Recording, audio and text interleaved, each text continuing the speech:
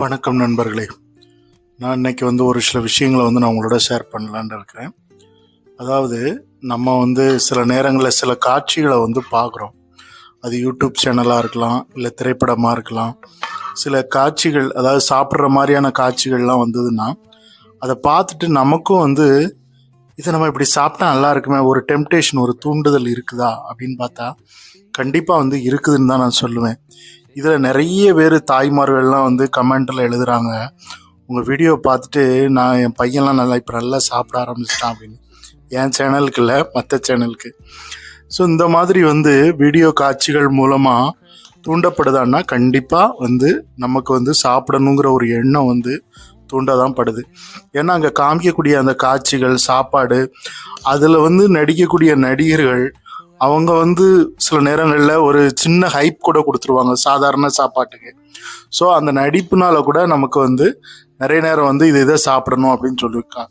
அதே மாதிரி இலையில நிறைய வச்சு காட்டுவாங்க.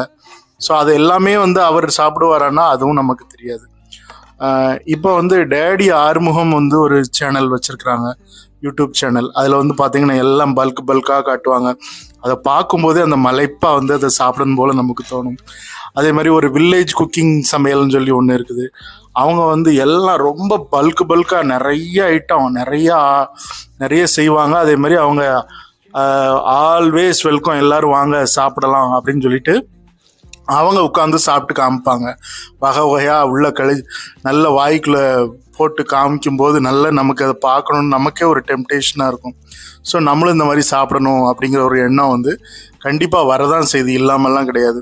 அதே மாதிரி சாப்பாட்டு ராமன் சேனல் பார்த்தீங்கன்னா அவர் பல்காக உள்ள தள்ளுவார். உருண்டை, பெரிய உருண்டையை அவர் உருட்டி உள்ள தள்ளும்போது எனக்கே ஐயோ நம்மளும் இந்த மாதிரி சாப்பிட்லாமா அப்படின்னு எண்ணம் வரதான் செய்யும்.